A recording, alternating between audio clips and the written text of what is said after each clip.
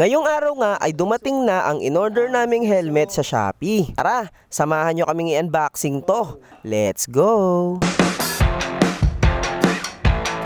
Magandang araw nga sa inyo lahat, aking mga kabanana. Pasensya na hindi tayo nakapag-upload ng vlog kahapon ha. At dahil excited nga kaming subukan ang ating bagong motor na second hand, ay bumili na agad kami ng helmet sa Shopee. Nung nakaraang araw pa nga kami umorder. At ngayon nga ay dumating na. At grabe, sobrang bilis lang dineliver ng shop na pinag-orderan namin. At kadadating pa nga lang ng rider na magde-deliver. Excited na agad kami itong buksan. Tara mga kabanana, samahan nyo kaming i-unboxing to at reviewin. Let's go! So guys, dumating na nga ngayong hapon itong helmet niya. So, halos magkasabay lang kami ng dating. Saka naman in-order ko nung kinabukasan. At pag-unboxing niya nga sa helmet ay hindi niya masyadong nagustuhan. Medyo na-disappoint nga siya sa itsura ng helmet. Kasi bukod sa may gasgas na yung shade ng helmet, ay parang mukha pa itong second hand. At medyo madumi nga yung dating. At meron nga din itong gasgas sa may bandang ulo. At hindi na nga masyado itong nakakapagtaka kasi mura lang itong helmet na nabili namin. Ay mo ko, second hand ba to?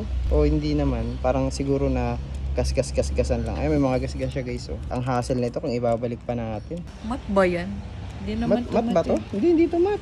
Diba? Shiny yan. Shiny nga. Mat ba pinili mo? Mat yung pinili. Hindi mat to. Dumi?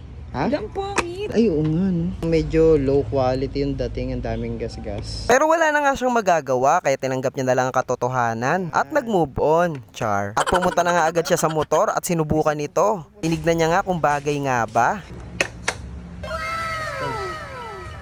O diba, nagpa-cute pa? Talaga naman. At mukhang excited na nga siyang gumala at magkape sa Tagaytay. At hindi nga ako nagpadaig guys. In-unboxing ko na rin ang aking bagong dating na helmet. First time ko nga lang bumili ng helmet guys. Kasi ngayon lang din tayo nagkaroon ng motor. Alam nga nang bumili ako ng helmet, wala akong motor, diba? Ano ka, Power Ranger? De, joke lang. At kabaliktaran nga ng nabiling helmet ni Madam Joyce, ang helmet ko. Kasi yung nabili kong helmet ay medyo maayos-ayos at medyo makinis-kinis. Medyo mas mahal kasi ito ng konti guys. Kaya naman medyo quality. Uy! Mas guys. Yeah. Ang rider ng galawan guys. Magaan siya guys, magaan. Yan, Basic lang din magaan. siya. So guys, tagalin natin yung sticker. Ano muna tayo? ASMR. Yan guys, ang ganda oh. Wow!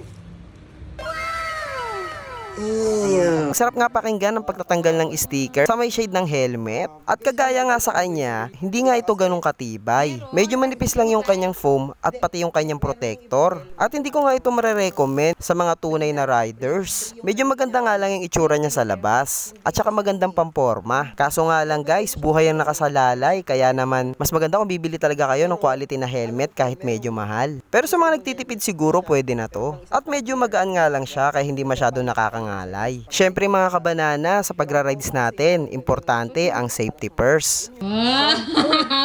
Ang yabang! Yes! Wow! Maganda yung akin, may salamin pa. Ano?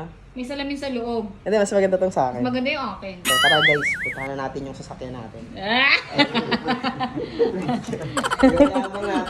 At tignan nga natin kung pupogi ba tayo sa helmet na to habang nakasakay tayo sa ating bagong motor. Ano sa tingin nyo mga kabanana? Bagay ba? O bagay na bagay?